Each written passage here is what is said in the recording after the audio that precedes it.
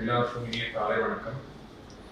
Dharan hospital சார்பாக இந்த ஒரு விழிப்புணர்வு ப்ரோக்ராம்காக வந்திருக்க எல்லாருக்கும் அன்பான வரவேற்புகளை நான் தெரிவித்துக் கொள்கிறேன். நம்மளுடைய தரண் ஹாஸ்பிட்டல்ல நியூராலஜி மற்றும் எபிலெப்சி, மூளை நரம்பியல் மற்றும் வலிப்பு சம்பந்தப்பட்ட நோய் அந்த பிரிவுல சிறப்பு மருத்துவர் என்பதால் நான் இருக்கேன். நம்ம இன்னைக்கு எல்லாரும் இங்க கூடியிருக்கிறதுக்கான காரணம் என்னன்னா, வலிப்பு நோய்க்கான விழிப்புணர்வை பத்தி பேசுறதுக்காக தான். நிறைய பேருக்கு வலிப்பு நோய்க்கான காரணம், வலிப்பு நோய் வந்தா சிகிச்சை மற்றும் வலிப்பு நோய்க்கு அதை இன்னமும் அது ஒரு மூளை நரம்பியல் நோய்னு தெரியாத நிறைய பேர்கள் நம்மளுடைய நாட்டுல நம்ம சுற்று வட்டாரத்துல இருக்காங்க. ஸோ அதை பத்தின ஒரு கிளாரிட்டி, அதை பத்தின ஒரு டிஸ்கஷன். இப்ப நம்ம இங்க 100 பேர் இருக்கோம். இந்த 100 பேருக்கு தெரிஞ்சதுன்னா அது ஒருத்தருக்கு இன்னொருத்தருக்கு பரவும், அது அப்படியே பரவும். அதோட விழிப்புணர்வு அதனால ஜாஸ்தியாகும். ஸோ எங்களோட அழைப்பை ஏற்று இந்த ஒரு 1/2 1 hour ப்ரோக்ராம்காக வந்ததுக்கு உங்க எல்லாருக்கும் என்னுடைய அன்பான வணக்கங்களும் நன்றி. ஸோ என்னோட பேரு doctor Bharanidharan. I'm neurologist and epileptologist. மூளை நரம்பியல் மற்றும் வலிப்பு நோய்க்கான சிறப்பு மருத்துவ நிபுணராக இருக்கேன். நான் நாமக்கல்ல இருந்து வரேன். பிளஸ் நான் என்னோட எம்டி டிகிரி வந்துட்டு ஜிப்மர் மருத்துவமனை, அதாவது புதுச்சேரி இருக்கக்கூடிய ஜிப்மர் மருத்துவமனையில படிச்சிருக்கேன். டிஎன் நியூராலஜி டிகிரிங்கிறது Sree Chitra Tirunal institute for medical science, Thiruvananthapuram Chitra Tirunal இன்ஸ்டியூட்ல நியூராலஜி டிகிரியும் எபிலெப்சிக்கான ஃபெலோஷிப் டிகிரியும் அங்கிருந்து படிச்சுட்டு வந்திருக்கேன். இன்னைக்கு நீங்க இந்த வேர்ல்ட் பர்பிள் டே, அதாவது உலக எபிலெப்சி விழிப்புணர்வு தினத்துக்காக பொதுமக்களை நீங்க என்னென்னலாம் பார்க்கணும், என்னென்னலாம் செய்யணும், அதை பத்தி ஒரு 10-15 ஸ்லைடு இருக்கு. நம்ம அதை பத்தி பார்க்கலாம். சோ வலிப்பு நோய் அப்படிங்கிறது நீங்க எல்லாம் நினைச்சிட்டு இருக்கலாம், அது ஒரு பேய் பிடிச்ச மாதிரி இருக்கு, அது ஒரு சைக்காட்ரிக் ப்ராப்ளம், மனநல ப்ராப்ளம் அப்படிங்கிறது. இன்னமும் நிறைய பேரோட மனசுல வலிப்பு நோய்ங்கிறது ஒரு மனநல சம்பந்தப்பட்ட நோய், அல்லது ஒரு பொசஷன்னா நமக்கு காத்துக்கர் பண்ணிருக்கு, பேய் இருக்கு அப்படிங்கிறது நாட்டுப்புற மக்களுக்கு இன்னமும் அந்த மாதிரி எண்ணங்கள்ல தான் இருக்காங்க. ஸோ அதனால என்ன பண்றாங்க, அவங்க ட்ரீட்மெண்ட்டுக்கே வரதில்லை.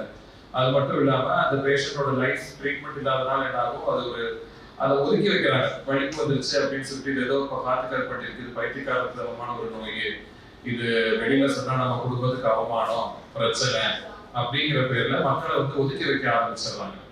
ஸோ அந்த ஒதுக்கி வைக்க ஆரம்பிக்கிறதுனால என்ன, அப்ராப்ரியேட்டா அதாவது மருந்து கொடுத்தா சாதாரணமா குணப்படுத்தக்கூடிய கண்டிஷனை கூட விழிப்புணர்வு இல்லாதனால அந்த பேஷண்ட்ஸ் பாதிப்புக்கு ஆளாகிறாங்க. ஸோ வலிப்புங்கிற பிரச்சனை மூளையில ஏற்படக்கூடிய ஒரு சின்ன ப்ராப்ளம். எல்லா இடத்துலையும் வேர்ல்டுல எல்லா இடத்துலையும் இப்போ இங்க லைட் எரியணும்னா கரண்ட் இருக்கணும், சாதாரணமா ஒரு மிஷின் ஓடணும்னா கரண்ட் இருக்கணும். அதே மாதிரி நம்ம பாடி இயங்குறதுக்கும் பாடிக்குள்ள சின்னதா கரண்ட் ஓடுது. அந்த கரண்ட்ங்கிறது பிரெயின்குள்ள இருக்கு. ஸோ நார்மலான கரண்ட் நார்மலா போயிட்டு இருந்துச்சுன்னா எல்லாரும் நார்மலா இருக்கலாம். அதே கரண்ட் அப்நார்மலா அதிகமா போக ஆரம்பிச்சிருச்சுன்னு வச்சுக்கோங்களேன், அப்போதான் உங்களுக்கு ஃபிட்ஸ் வருது. ஸோ கரண்ட் அப்படி அப்நார்மலா அதிகமா போறதுனால என்ன பண்ணும், பாடியில உங்களுக்கு வலிப்பு மாறியோ வேற ஏதாவது அது எந்த இடத்துல அந்த கரண்ட் அதிகமா இருக்கோ அதுக்கேற்ற மாதிரி பாடியோட சிம்டம்ஸ் மாறும். ஸோ இதனால நீங்க தெரிஞ்சுக்கக்கூடியது என்ன, இது ஒரு பேய் பிடிச்சதோ மனநல ப்ராப்ளமோ கிடையாது. மூளை நரம்பியல்ல எலக்ட்ரிக்கல் ப்ராப்ளம். அதை நம்ம மருந்து கொடுத்தா சரி பண்ணிக்கக்கூடிய லெவலில் இருக்கக்கூடிய ப்ராப்ளம் தான் இருக்கு. சிலருக்கு இந்த உடல் நடுக்கமா வரலாம், சிலருக்கு ஒரு மாதிரி கான்சியஸ்னஸ், என்ன சொல்றது, உணர்வு இழப்பு, அந்த மாதிரி பிரச்சனைகள் அந்த மாதிரி வரலாம். இதெல்லாம் மனநோய் அல்ல, பயப்பட வேண்டிய ஒரு விஷயம் அல்ல. ஒரு நரம்பியல் குறைபாடு, சரியான சிகிச்சையும் ஆதரவும் கிடைத்தால் பல சாதாரணமாகவும் வெற்றிகரமாகவும் வாழ்க்கையை நடத்த முடியும். தெரிஞ்சுக்க வேண்டியது அதுதான். சாதாரணமாகவும் சரி, வெற்றிகரமாகவும் ட்ரீட்மெண்ட் பண்ணா அவங்களோட வாழ்க்கை நிகழ்வுகள் நடத்த முடியும். மெயினா இப்போ ஃபீமேல்ஸ், சே ஃபார் எக்ஸாம்பிள் மேல்ஸா இருந்தாலும் சரி, ஆண்களா இருந்தாலும் சரி, பெண்களா இருந்தாலும் சரி, பெண்கள் என்ன பண்ணுவாங்க அப்படின்னா, இப்போ வலிப்பு நோய் இருக்குங்கிறது கல்யாணம் பண்ணணும் அது இதுங்கிற பிரச்சனை அந்த நோயே சொல்ல மாட்டாங்க. அப்ப என்ன ஆகும், நோயை சொல்லாதனாலேயோ நோய்க்கான ட்ரீட்மெண்ட் எடுக்காதனாலேயோ அந்த பெண்ணோட வாழ்க்கையே பாதிக்கப்படும். அதை மறைச்சு இன்னொரு இடத்துல கல்யாணம் பண்ணும்போது திருப்பி ஒரு நாள் ஃபிக்ஸுங்கிறது அந்த வீட்டுல போய் வந்துச்சுன்னா எகைன் அவரோட வாழ்க்கைங்கிறது சிதைந்து போகும். ஸோ அந்த மாதிரி எதுவும் இல்லாம ஒரு பிரச்சனை இருக்குன்னா அதுக்கு அப்ராப்ரியேட்டான ஸ்பெஷலிஸ்ட் இருந்தாங்கன்னா அவங்களை அணுகிறது ரொம்பவுமே முக்கியமானது. இந்த இந்த இந்த ஒரு விழிப்புணர்வு தினம் எப்படி ஹிஸ்டாரிக்கலி வரலாற்றுல எப்படி இந்த ஒரு தினம் வந்தது அப்படிங்கிறத பார்க்கணும்னா, 2008 கனடா தெரியும் இல்லையா, யுஎஸ் கனடால ஒரு பொண்ணு கெசிடி அப்படிங்கறது அந்த பொண்ணோட பேரு. அவளுக்கு அப்ப வயசு 9 வயசு. சோ 9 வயசு இருக்கக்கூடிய சிறுமி வந்து அதை யோசிச்சுட்டு இருக்கா. காச நோய், அதாவது டிபி, டயபெட்டிஸ், ஹெச்ஐவி, கேன்சர், அதாவது புற்றுநோய், ஹெச்ஐவி நோய் எல்லாத்துக்குமே விழிப்புணர்வு இருக்கு. மக்கள் வந்து அதுக்கான அப்ரோப்ரியேட் நடவடிக்கைகள், டெசிஷன்ஸ் எல்லாம் எடுக்கிறாங்க. ஆனா நம்ம எபிலெப்சியை பத்தி இன்னமும் அந்த அளவுக்கு ஒரு எபிலெப்சி சொன்னா இந்த வலிப்பு நோயை பத்தி இன்னமும் அந்த அளவுக்கு ஒரு அவேர்னஸ் இல்லையே அப்படிங்கிற மாதிரி ஒரு தோணல் அந்த சின்ன வயசு பொண்ணு 9 வயசு பொண்ணுக்கு வந்துருந்துச்சு. சோ அப்ப அவ என்ன பண்ணிருக்கான்னா, இந்த ப்ராப்ளம் அவ எதுக்காக அவளுக்கு வந்திருக்கு, அவ ஒரு அந்த நோயால பாதிக்கப்பட்டிருக்கக்கூடிய ஒரு பொண்ணு. சோ அப்ப அவ என்ன பண்ணிருக்கா, அந்த பொண்ணு வந்துட்டு அந்த ஒரு ஸ்கூல் பொண்ணுன்னா என்ன பண்ண முடியும், ஃபர்ஸ்ட் டீச்சர் தான் கேட்க முடியும், இல்லைன்னா அப்பா அம்மாவை கேட்க முடியும். சோ அந்த மாதிரி டீச்சர் அப்பா அம்மாவை கேட்டு அவங்க சின்ஸ் அது ஒரு வெஸ்டர்ன் கண்ட்ரிங்கிறதுனால அப்பவே அதோட டெவலப்மெண்டல் ஸ்டேட்டஸ் அதிகம்ங்கிறதுனால அவங்க ஒரு லிங்க் ஃபவுண்டேஷன், அதாவது எபிலெப்சி வழிப்புணர்வுக்காக வலிப்பு நோய்க்காக ஒரு ஒரு ஆர்கனைசேஷன் மாதிரி சுய உதவி குழு மாதிரி இருக்கக்கூடிய ஃபவுண்டேஷன்ஸ்ல எல்லாம் வந்து கேதர் பண்ணி அந்த அந்த விழிப்புணர்வு பற்றியதை கனடால ஃபர்ஸ்ட் பரப்புனாங்க, யுஎஸ்ஏல பரப்புனாங்க, அமெரிக்கால இருந்து அப்படியே எல்லா மாநிலங்களும் இப்ப 100-150 கண்ட்ரீஸ்க்கு மேல இப்ப இந்த எபிலெப்சி விழிப்புணர்வு ப்ரோக்ராம் இருக்கு. இதுக்கு காரணம் என்ன, அந்த ஒரே ஒரு சின்ன பொண்ணு அவளோட யோசனை. எல்லா நோய்களுக்கும் விழிப்புணர்வு இருக்காங்க, நம்ம இந்த வலிப்பு நோய்க்கு மட்டும் விழிப்புணர்வு இல்லையே அப்படின்னு சொல்லிட்டு அந்த யோசனைனால ஏற்பட்டது. சோ அவளுக்கு எதனால தோணி இருக்கு, அப்ப அந்த பொண்ணுக்கு அந்த அறிவு இருக்கு. அதாவது வந்து இது வந்து மனநல பிரச்சனை கிடையாது, இது பேய் குடிக்கிறதோ காத்துக்கிறப்போ கிடையாது, இது வந்து வெளியே சொல்லிக்க கூடாத பிரச்சனை கிடையாது அப்படிங்கறத புரிஞ்சுக்கிட்ட பொண்ணு அதுக்கான ட்ரீட்மெண்ட் எடுத்து இப்ப அந்த பொண்ணோட வயசு 2008ல 9னா பார்த்து இப்ப எத்தனை வயசு, 17 வருஷம், 9 + 17 26 வயசு ஆகுது. She is still alive. நல்ல நார்மலான லைஃப் அவங்க லீட் பண்ணிட்டு இருக்காங்க. மேக்ஸிமம் 80-90% எபிலெப்சி மருந்துகள் மூலமா கண்ட்ரோல் பண்ணலாம். ஓகே, சோ அந்த 90% எபிலெப்சில ஒரு 40-50% பேருக்கு மூளையில ஏதாவது கட்டியோ சின்ன ப்ராப்ளமோ ஏதாவது இருக்கலாம். அதையுமே கூட மருந்துகள் தீர்வுனா சர்ஜரி மூலமா ட்ரீட்மெண்ட் பண்ணி கம்ப்ளீட்டா கியூர் ஆகணும். சோ எபிலெப்சிங்கிறது வலிப்பு நோய்ங்கிறது ஒரு curable condition and treatable condition. கண்ட்ரோலா வச்சுக்கக்கூடிய தன்மை இருக்கக்கூடிய ஒரு நோய் தான் இது. 2 வீடியோ காட்டுறேன், ஜஸ்ட் ஒரு அவேர்னஸ் வீடியோ. இதுல எது ஃபிக்ஸ் எது ஃபிக்ஸ் இல்லைங்கிறது நீங்க சொல்லலாம். ஃபர்ஸ்ட் வீடியோக்குள்ளேயே பாருங்க. இந்த ஒரு பேஷண்ட்க்கு இந்த மாதிரி வருது. இதை பார்த்தா இப்ப இந்த மாதிரி ஒரு சினாரியோ பார்க்கும்போது நீங்க எல்லாருமே தெரிஞ்சுக்குவீங்க இது ஒரு வலிப்பு. சில பேர் இதை காக்கா வலிப்புவாங்க, ஜன்னிவாங்க, ஒரு இடத்துல ஒரு மாதிரி பேச்சு இருக்கு. சோ வலிப்பு நோய் தமிழ்ல தூயமான தமிழ் சொன்னா வலிப்பு நோய்ங்கிறது அதோட பேரு. சோ இப்ப இந்த ஃபர்ஸ்ட் காட்சி இல்லையா, இப்ப பாத்தீங்க இல்லையா இந்த வீடியோ, இத பார்த்தா நார்மலா இருக்கக்கூடிய ஃபிக்ஸ் அப்படிங்கறத ரெகக்னைஸ் பண்ணிக்கலாம். இது ஒரு டைப் ஆஃப் ஃபிட்ஸ் தான். ஆனா நம்ம பாடியில பல ரீதியில ஒரு டைப் ஆஃப் வரும். சோ நீங்க ஏதாவது ஒரு பேஷண்ட், மூளை நரம்பியல் பேஷண்ட்க்கு அப்நார்மலா ஃபீல் பண்ணா, உங்களுக்கு அது டவுட்ஃபுல்லா இருக்குன்னா உங்களோட அடுத்த ஹாஸ்பிட்டல்ஸ், அதாவது நம்ம இங்க சேலம் மக்கள்னா எபிலெப்சிக்கான ஸ்பெஷலிஸ்ட் இங்க இருக்கும், தரன்ல எல்லா ஃபெசிலிட்டிஸ் இருக்கு. நீங்க வந்து முதல் ஒரு கட்டமாக நீங்க எங்ககிட்ட பார்த்துட்டு என்னென்ன ஃபர்தரா பண்ணணும் அதுக்கான ஃபெசிலிட்டிஸுமே நம்ம ஹாஸ்பிட்டல் இருக்கு, அதை பார்த்துக்கலாம். இதுக்கு தேவை, இது ஒரு மனநல பிரச்சனை இல்ல, மூளை நரம்பியல் ப்ராப்ளம் இருக்கு, உங்களுக்கு அது புரியும். அதுக்காக தான் இந்த main aim of this meeting. ரெண்டாவது ஒரு வீடியோ ப்ளே ஆயிருக்கு, அந்த பையனை பாருங்க. பையனோட பேர் நான் இந்த சைடுல இருந்து பேஷண்ட கேட்டு ப்ளீஸ். ஆனா எந்த வித உணர்வும் இல்லாம, எந்த வித சுயநலம் இல்லாம அவன் பாட்டுக்கு அவன் பண்ணக்கூடிய வேலையை தான் பண்ணிக்கிறான். புக்கை ஏதோ நோண்டிட்டு இருக்கான், வாய் பார்த்தீங்கன்னா சத்து போட்டிட்டு இருக்காங்க. அந்த மூமெண்ட்ஸ் பார்த்தீங்கன்னா உங்களுக்கு தெரியும். அவனுக்கு நான் ஹிஸ்டரி எடுத்து இருக்கேன், பேசிட்டு இருக்கேன், அவனால ரெஸ்பாண்ட் பண்ண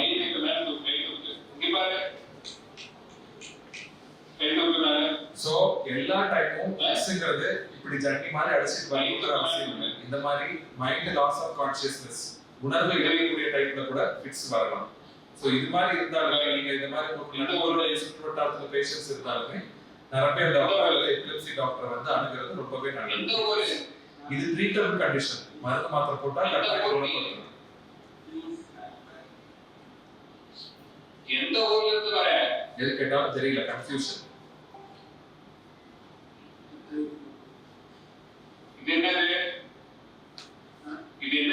எந்த ஊர்ல இருந்து கேட்டதுக்கு ஒரு மினிமம் ஒரு ரெஸ்பான்ஸே வந்திருக்கு பேஷண்ட். இது என்ன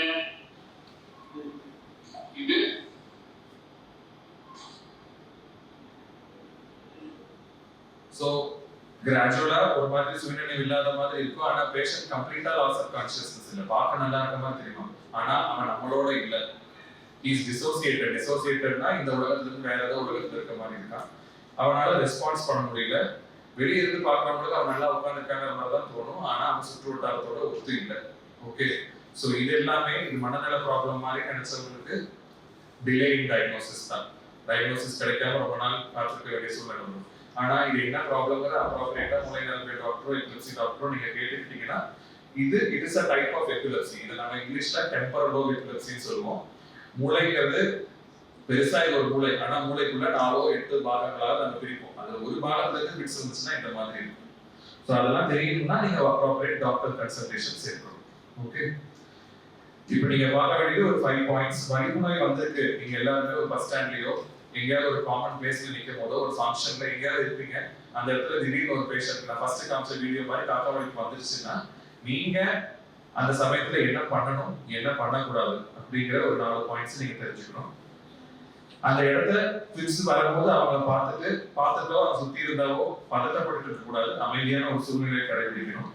அந்த பேஷண்ட் கண்ணாடி இது போட்டிருந்தாருன்னா அவர் வந்து கழட்டி வச்சுட்டு அவங்கள ஒரு பிளேஸ்ல படுக்க வைக்கணும். முதுகுக்கோ தலைக்கு கீழேயோ ஒரு சின்னதா ஒரு தலைவாணியோ ஒரு பஞ்சு மாதிரி ஏதாவது வச்சு கொடுத்துக்கணும். டைட்டான ட்ரெஸ் உடைகள் போட்டிருந்தாங்கன்னா அதை லூஸ் ஆக்கிக்கணும்.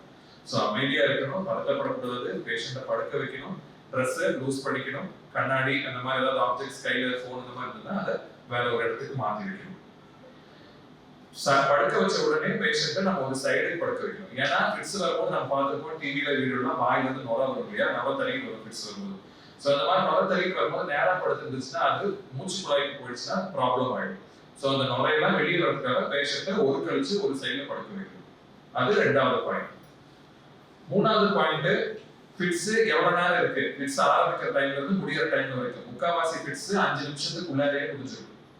5 நிமிஷத்துக்குள்ளாரே முடியக்கூடிய ஃபிட்ஸா இருந்தா அந்த பேஷண்ட்டை பொறுமையா கூட ஹாஸ்பிட்டல் கூட்டிட்டு போகலாம். ஆனா 5 நிமிஷத்துக்கு மேல இருக்குதுன்னா உடனடியா இட் இஸ் அன் எமர்ஜென்சி. ஒரு ஆம்புலன்ஸோ அடுத்த உள்ள ஏதாவது ஒரு வண்டியோ ஏதாவது பிடிச்சிட்டு அந்த ஃபெசிலிட்டி இருக்கக்கூடிய ஹாஸ்பிட்டலுக்கு உடனடியாக நம்ம கூட்டிட்டு வரணும். ஓகே, ஸோ டைமிங் அதாவது 2 மினிட்ஸ் இருக்கா, 3 மினிட்ஸ் இருக்கா, 5 மினிட்ஸ் இருக்கா, மோர் தேன் 5 மினிட்ஸ் இருக்கா அப்படிங்கறது பார்க்கணும். Anything which is more than 5 minutes 5 நிமிடங்களுக்கு மேல அப்படின்னா அது டேஞ்சர்.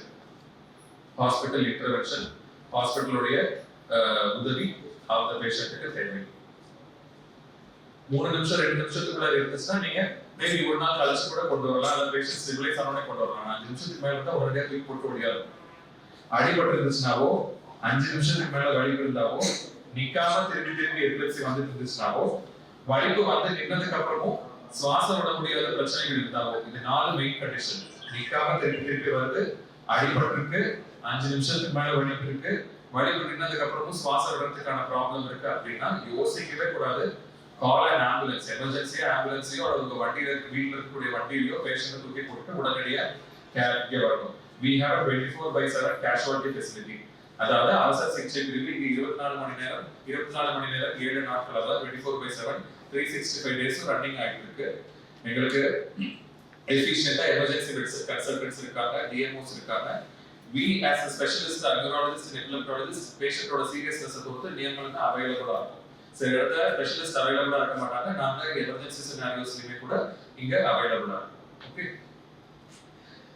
அது ஒரு பக்கம் இருந்தாலும் என்னென்ன பண்ணக்கூடாதுங்கிறது மெயினா தெரியும். பண்ணல செய்ய இது வரைக்கும் சொன்னது பண்ணலனாலுமே கூட இப்ப இருக்கக்கூடிய விஷயங்களை பண்ணி பேஷண்ட்டுக்கு கூடுதல் டேமேஜை உண்டாக்காம இருந்தா அதுவே ரொம்ப நல்லது. ஐயோ வாயில இருந்து நுர வருது, மூச்சு விடுறது கஷ்டமா இருக்குன்னு சொல்லிட்டு வாயில கையை விடுறது, ஸ்பூனோ கம்பி எதையாவது எடுத்து வாயில வைப்பாங்க. நான் பார்த்துருக்கேன் நிறைய பேஷண்ட். அந்த மாதிரி எந்த பொருளையுமே வாயில வைக்கக்கூடாது. வாயில நீங்க கையை வச்சீங்கன்னா உங்க கையை கடிச்சு போடுவாங்க, கையில இருந்து ரத்தம் வந்து. ஸோ வாயில அந்த மாதிரி எந்த பொருள் வைக்கக்கூடாது. 2வது, இப்படி வெட்டி இழுத்துட்டு இருக்கும் போது அவன் கையும் காலையோ வெட்டிலே குடிச்சிட்டு அழுத்தி குடிக்கக்கூடாது. அது தனி நிற்கும். அந்த தனி நிக்கலைன்னா வண்டியில தூக்கி போட்டு ஹாஸ்பிட்டலுக்கு கொண்டு வரணும். நீங்களாவே போட்டு அது ஒரு மாதிரி கம்ப்ரஸ் பண்ணி மூச்சு விடுறதுக்கு பிரச்சனை பண்ணிட்டு வாயில எதையாவது டியூப், சிலர்லாம் வந்து கம்பி எடுத்து வச்சிருக்கிறாங்க வாய்க்குள்ள. ஸோ அந்த மாதிரி இருக்கக்கூடிய அந்த மாதிரி முட்டாள்தனத்தை பண்ணக்கூடாது எந்த பேஷண்ட்ஸ். மோஸ்ட் இம்பார்ட்டன்ட், சாவி கொடுத்து இருப்பு கொடுத்தா ஃபிட்ஸ் நிக்குமாங்கிறது வந்து என்ன வார்த்தை யூஸ் பண்றதுன்னு தெரியல. அது ஒரு மூட நம்பிக்கை. மூட நம்பிக்கை அது ஒரு அவதூறான ஒரு இதுதான் போயிட்டு இருக்குது.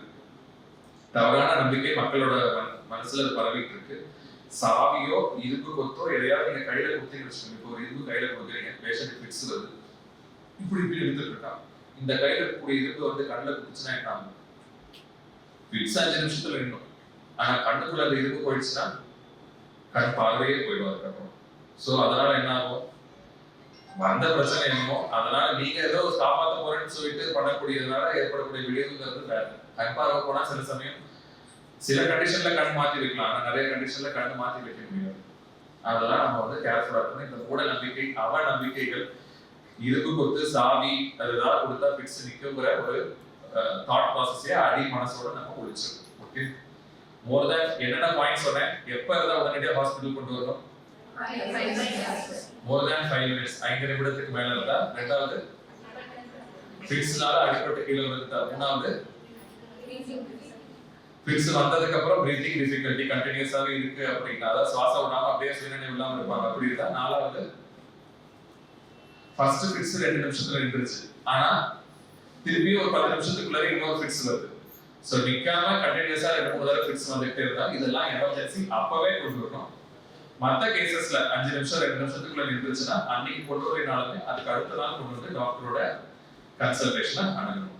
ஓகே, சோ கிளினிக்கலா ஃபிக்ஸ் கண்டுபிடிச்சாலும் பிரெயின்ல எங்க இருந்து வருது கண்டுபிடிக்கிறதுக்கு ஈஸி பண்ணியே ஆகும். ஈஸிங்கிறது நம்ம ஹார்ட்டுக்கு எப்படி எலக்ட்ரிக்கல் ரிதம் எடுக்கிறோமோ அது மாதிரி தலைக்கு எடுக்கிறது ஈஸி. ஈஸி ஒரு எக்ஸ்பர்ட் ஃபெசிலிட்டில மட்டும்தான் பண்ண முடியும். எல்லா ஹாஸ்பிட்டல்ஸ்லயும் ஈஸி ஃபெசிலிட்டிஸ் இல்ல. வலிப்பு இருக்கவங்க அவங்களோட வாழ்க்கையில ஒரு தடவையா ஈஸி எடுத்து டயக்னோஸ் பண்ணணும். சில பேருக்கு வருஷம், சில பேருக்கு 6 மாசத்துக்கு ஒரு தடவை ஈஸி எடுக்கக்கூடிய தேவைகள் வரும். ஏன்னா அதை வச்சு ட்ரீட்மெண்ட், மருந்து குறைக்கிறது, கூட்டுறது, வேற டைப் ஆஃப் பெனிஃபிட்ஸ் வருதா அப்படின்னு பார்க்கறதுக்கு இருக்கு. நாங்க எங்களுக்கு ஈஸி மெஷின் இருக்கு, ரொட்டீன் ஈஸி மெஷின் இருக்கு. நாங்க வீடியோ ஈஸி, அதாவது பேஷண்ட்க்கு ஈஸியும் பண்ணிட்டு ஃபிட்ஸையும் மானிட்டர் பண்ணி கம்ப்யூட்டர் சிஸ்டமோட பாக்குற மாதிரி வீடியோ ஈஸி ஃபெசிலிட்டியை எங்க ஹாஸ்பிட்டல்ல கொண்டு வரப்போம். ஸோ அப்ராப்ரியேட்டான ட்ரீட்மெண்ட், எக்ஸ்பர்ட் கேர் ஃபெசிலிட்டி எல்லாமே ஒரே இடத்துல இருக்கிறதுக்கான வாய்ப்புகள் சேலத்திலையும் வரப்போகுது அப்படிங்கிறது உங்க எல்லாருக்கும் தெரிஞ்சுக்கணும். எம்ஆர்ஐ ஃபிட்ஸ் வந்தா ஃபிட்ஸ் வரக்கூடிய எல்லா பேஷண்ட்டுக்கும் அட்லீஸ்ட் ஒரு தடவையாவது எம்ஆர்ஐ பண்ணிருக்கணும். நான் சொன்னேன்ல 50% மக்களுக்கு சின்னதா கட்டியோ, இன்ஃபெக்ஷனோ, சின்ன டியூமரோ, வேற ஏதாவது மூளையில இருக்கலாம், மூளை சிதைவுகள் ஏதாவது இருக்க மாதிரி இருக்கலாம். அப்படி இருந்தா அந்த இடத்துல தான் ஃபிட்ஸ் வந்து நம்ம கண்டுபிடிச்சு இஜி மூலமாவோ எம்ஆர்ஐ மூலமாவோ கோரிலேட் பண்ணிக்கிட்டோம்னா அந்த பேஷண்ட்க்கு சர்ஜரி பண்ணி பூரணமாவே குணமாக்கலாம். மருந்து மாத்திரைகளோட அளவை குறைச்சு சர்ஜரி பண்ணி பூரணமாவே குணமாக்குறதுக்கான ஃபெசிலிட்டிஸும் இருக்கு. இந்த லாவெண்டர் கலர், இந்த கலர் பார்த்துருக்கீங்களா? இந்த பர்பிள் கலர், சிலர் வயலட்னு சொல்லுவாங்க. இதோட பேர் வந்து ஆக்சுவலி லாவெண்டர் கலர். சர்வதேச அளவுல எபிலெப்சி வலிப்பு நோய்க்கான விழிப்புணர்வுக்காகவும் வலிப்பு பிரச்சனைக்காகவும் உருவாக்கப்பட்ட கலர், உருவாக்கப்பட்ட கலர், தேர்ந்தெடுக்கப்பட்ட கலர் தான் இந்த லாவெண்டர். ஸோ லாவெண்டர் கலர் நீங்க பாத்தீங்கன்னா நம்ம ஹால் ஃபுல்லா லாவெண்டர்ல கலர் பலூன்ஸ் எல்லாம் கூட லாவெண்டர் கலர் தான். இது மன அமைதியை உண்டாக்கும், ஃபிக்ஸ் வரக்கூடிய பேஷண்ட்ஸ்க்கு ஒரு புத்துணர்வு தரும். அது மட்டும் இல்ல, இந்த லாவெண்டர் பூவுல நிறைய மருத்துவ குணங்கள் பழைய காலத்துல இருந்திருக்கு. அது எபிலெப்சி ட்ரீட் பண்றதுக்கு உதவி இருக்கு. ஸோ அதனாலதான் இந்த lavender has been chosen as a colour. சர்வதேச எபிலெப்சி, அதாவது வலிப்பு விழிப்புணர்வுக்காக தேர்ந்தெடுக்கப்பட்ட ஒரு கலர் தான் லாவெண்டர் கலர். அந்த பூ தான் லாவெண்டர் பூ. ஓகே, ஸோ நான் இவ்வளவு நாளா சொன்ன பாயிண்ட்ஸ் எல்லாத்துக்கும் உங்க மனசுல இருக்கும் அப்படிங்கறத நான் நம்புறேன். இத இங்க இருக்கிறவங்க மட்டும் பச்சை படிக்கிற மாதிரி இல்லை. இது என்னன்னா டாக்டர் உட்காந்து பாயிண்ட் எல்லாம் போட்டுட்டு இருக்காரு அப்படின்னு இல்லை. 10 பேர் புரிஞ்சுக்கிட்டீங்கன்னா உங்கள்கிட்ட இருந்து ஒரு 10 பேருக்கு பரவணும், அவங்கள்ட்ட இருந்து ஒரு 10 பேருக்கு பரவணும். இதனால விழிப்புணர்வு அடைந்து பேஷண்ட்டுக்கு ஓகே இதெல்லாம் ட்ரீட் பண்றதுக்கும் ஸ்பெஷலிஸ்ட் டாக்டர் இருக்காங்க, ஹாஸ்பிட்டல் ஃபெசிலிட்டிஸ் இருக்கு சேலத்துல அப்படிங்கிறது அவங்களும் உணரணும். ஸோ பேஷண்டா இதை நீங்க கேட்டுட்டு லிசன் பண்ணதுக்கு ஹாஸ்பிட்டல் சார்பாகவும் என்னுடைய சார்பாகவும் நன்றி தெரிவித்துக் கொள்கிறேன்.